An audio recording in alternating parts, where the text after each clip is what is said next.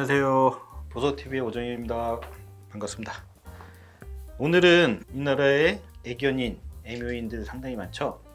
특히 이제 애견인 관련된 아이템일 건데요. 내가 키우고 있는 강아지나 고양이가 다른 사람을 해쳤을 텐데, 뭐 예를 들면 크게 두 가지가 있겠죠. 제가 강아지를 데리고 산책을 하다가 다른 사람 물거나 해친 경우가 있어요. 그럴 때, 혹은 우리 집에 누군가 강아지를 뭐 데리고 왔을 때, 뭐 강아지가 뭐 날 물었다든지, 우리 식구를 물었다든지, 고양이를 데리고 왔는데 고양이는 특히 낯을 많이 가리니까 뭐 핥힌단 말이에요. 주인도 막 핥힌단 말이에요. 물론 전제 조건은 있습니다. 내 강아지가 나를 해쳤을 때나 이럴 때는 안 돼요. 내 강아지가 나를 해칠 경우는 안 되는 거고, 이럴 때 이제 어떻게 처리해야 되는지 궁금하신 분들 많으실 거예요. 상황을 하나 그려볼게요. 그 강아지가 날 물었어요. 그러면 그 사람이 점유자, 이거 개념이 조금, 요것만 좀 이해하시면 됩니다. 점유자와 소유자, 강아지의 주인이 원래 소유자라고 하는데, 소유자 말고 같이 돌보고 있는 사람, 뭐 가족이라든지 뭐 애인이라든지, 잠시 돌보고 있는 사람을 또 점유자라고 해요. 잠시 돌보고 있는 사람을 점유자라고 하는데, 점유자의 한테 1차적인 책임이 있고, 그 사람이 일상배상 책임 담보가 없는 사람이라고 하면 이제 소유자한테 또 책임을 물 수가 있어요. 요것만 좀 이해를 하시면 좋을 것 같고, 그러니까 점유자와 소유자한테 두 사람한테 보상을 받을 수 있고, 일전에 찍은 영상 중에 일상배상 책임이라는 담보가 있다고 했잖아요.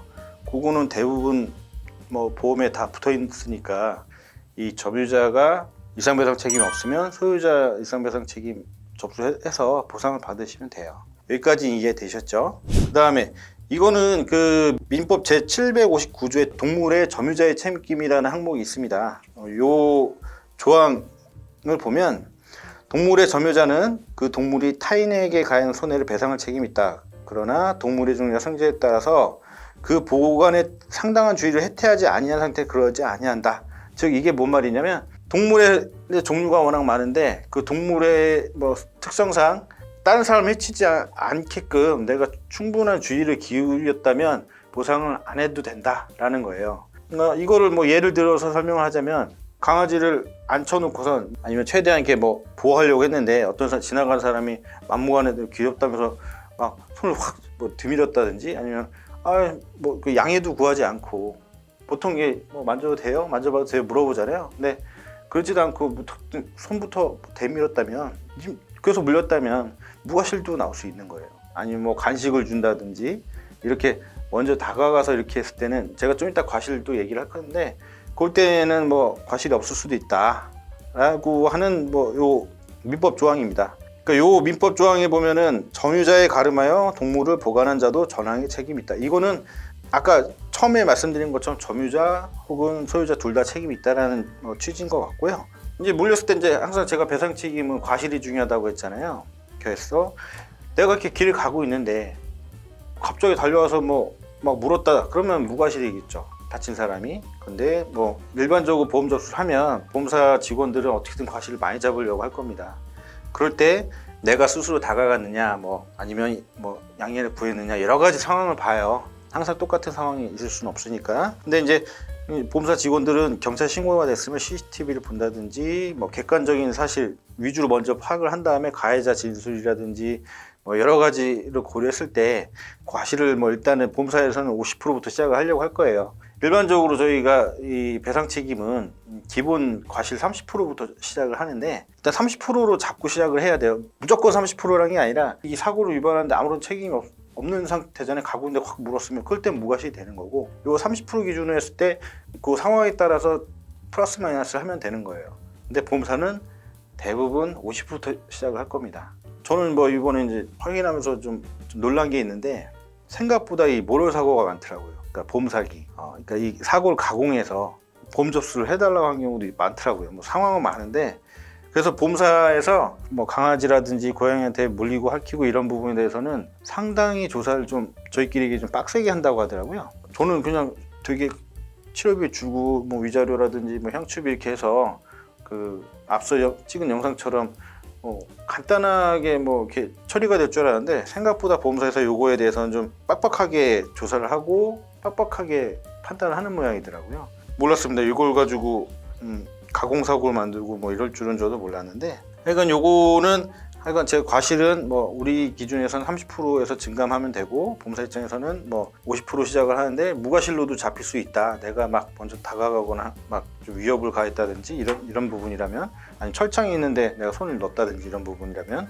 근데 이제 뭐 그렇게 50% 시작한다고 하더라도 내 과실이 100%는 잘 없고, 거기서 이제 보통 보험사에서 얘기하는 50% 기준으로 해서 많이 왔다 갔다 하는데, 우리는 30% 기준으로 해야 된다. 요거 참고하시면 되고요. 생각보다 이 견주의 인스타그램이나 SNS를 살펴본 경우도 많다고 하니까, 이런 거는 모럴사고 조사기법 중에 하나이긴 해요. 쉽게 말하면 뭐 점유자 소유자를 뭐 좀 바꾼다든지, 뭐 같은 점유자 혹은 소유자 관계인데 점유자 소유자 관계를 뭐 타인으로 한다든지 이렇게 해서 보상을 받으려고 하는 사람들이 생각보다 많다는 거죠. 이 사람을 돌보는 책임이 나도 있는데 내가 이 강아지한테 물렸다는 거는 원래 보상이 안 되는데, 같이 키우고 돌보는 상황이면 보험 처리가 안 되는데, 그거를 이제 내가 점유자 혹은 소유자가 아닌 것처럼 꾸며서 보상을 받으려고 하는 사람도 있다는 거죠.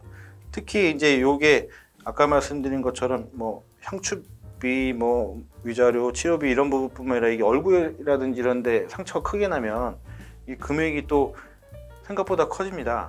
이게 장애가 남는다고 하면 생각보다 커져요. 프라이드 방식에는 이 추상장애가 없는데 국배법으로 산정하면 특히 젊은 여성 같은 경우는 금액이 뭐 이게 말도 못하게 커지거든요. 그래서 쉽게 말하면 이게 한번 상처가 나면 얼굴이나 이런 데 막 눈에 보이는데 상처가 나면은 이거는 대부분 영구장애가 많이 남기 때문에 금액이 확 뛰어버리니까, 그래서 좀 사고를 관계에 대해서, 그러니까 사고를 뭐 만드는 게 아니라 이거는 관계에 대한 모럴 사고가 많다는 거예요. 내가 돌보는 관계인데 전혀 남인 강아지인 것처럼 혹은 남의 고양이인 것처럼 이렇게 그렇게 만드는 경우가 있다라는 거예요.